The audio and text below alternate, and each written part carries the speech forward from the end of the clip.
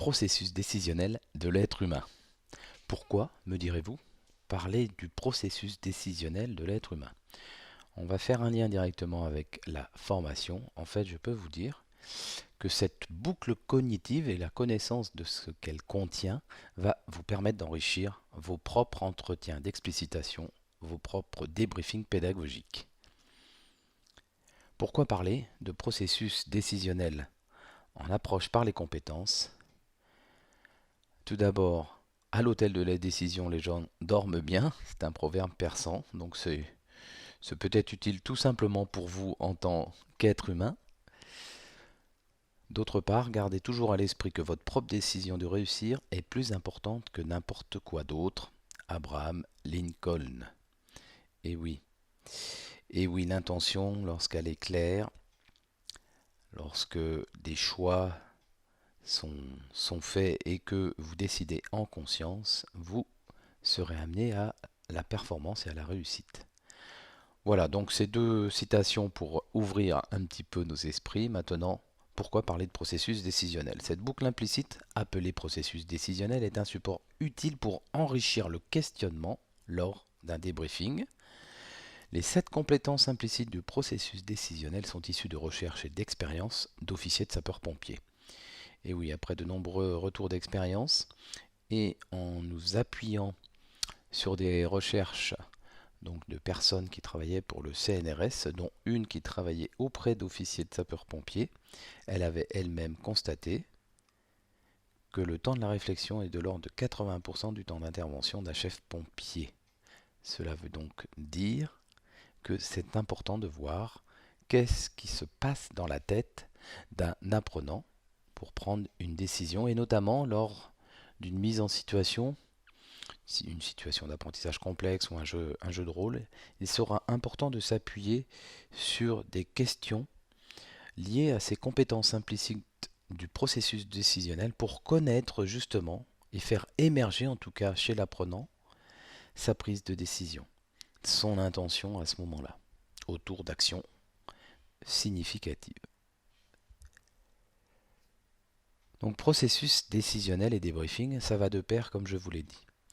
D'après les expérimentations donc, du débriefing et du processus décisionnel que j'ai utilisé à l'ENSOSP, combiné avec les travaux de Janine Rogalski et Romuald Samerset du CNRS. Donc l'ENSOSP, c'est l'École nationale supérieure des officiers de sapeurs-pompiers, où j'ai eu l'honneur de travailler en tant que formateur de formateurs, et avec des collègues officiers de sapeurs-pompiers passionnés par justement ce processus décisionnel lorsqu'ils sont en intervention, lorsqu'ils sont commandants d'opérations de secours. On a vu en fait la puissance de cet outil lorsqu'on faisait prendre conscience de ses compétences implicites aux officiers de sapeurs-pompiers. Madame Rogalski a travaillé avec des officiers de sapeurs-pompiers qui géraient des grands feux de forêt. Et Monsieur Romuald Samerset a travaillé avec des techniciens qui géraient en fait de hauts fourneaux métallurgiques. Et ils ont croisé ensuite leurs travaux puisque l'être humain fonctionne de la même manière sur un plan cognitif avant de prendre une décision. Donc les questions essentielles que je vous pose. Comment s'approprier cette boucle cognitive du processus décisionnel? Sachant que c'est un outil pédagogique fondamental pour affiner et approfondir le débriefing. Comment savoir comment l'apprenant est parvenu à prendre à telle ou telle décision? Eh bien, nous allons visiter les 7 compétences implicites que comprend ce processus décisionnel afin de répondre à ces questions. Quelles sont ces 7 compétences implicites, donc cachées, tacites, de la boucle décisionnelle? Alors, à des fins pédagogiques et pour simplifier ce qui se passe dans la tête d'un être humain, vous voyez un déroulé avec 7 compétences, mais vous savez très bien que ce sont que des interactions, que ça bouillonne dans notre esprit, mais il est intéressant quand même de les visiter une par une. Alors tout d'abord, c'est la capacité à recueillir des informations. La capacité à recueillir des informations à travers tous nos sens, c'est le stade de la perception. À travers le VACOG, le visuel, l'auditif, le kinesthésique, l'olfactif et le gustatif.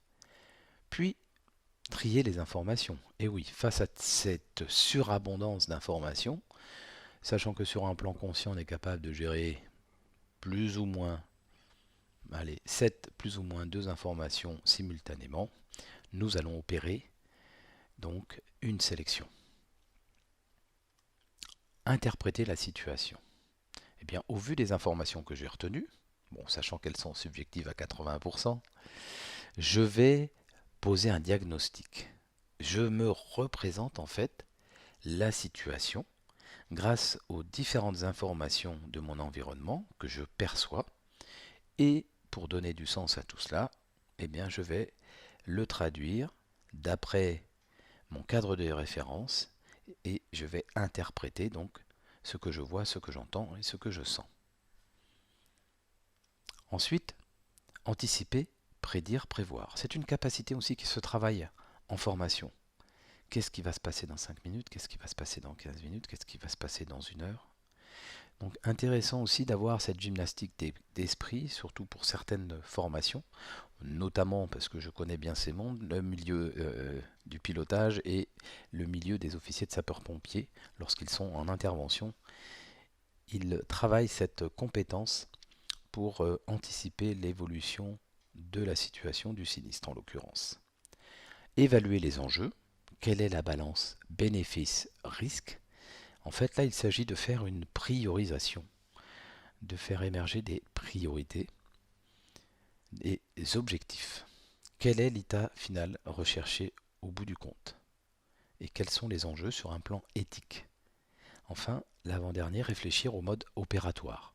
Là, il s'agit plus donc du plan d'action qui va être dépendant des ressources que j'ai à disposition, des moyens, et enfin, la prise de décision. Je prends la décision au final, puis je vais la verbaliser et je vais passer donc dans le monde observable ensuite. Quels sont les bénéfices? Il est avéré, comme je l'ai dit, que 80% du temps du travail d'un commandant d'opération de secours est constitué d'opérations mentales, bon, et je rajouterai aussi émotionnelles, mais nous ne l'abordons pas pour cette séquence. À l'aide des entretiens d'explicitation accompagnés et des briefings collectifs, centrés autour des actions puis des 7 points clés du processus décisionnel, les stagiaires ou les apprenants prennent conscience plus rapidement de leurs erreurs et de leurs points forts. Et oui, lors d'un débriefing, on va faire susciter des prises de conscience en leur faisant verbaliser différentes actions significatives autour par rapport en fait au résultat attendu de la séquence que vous avez fixée avec eux.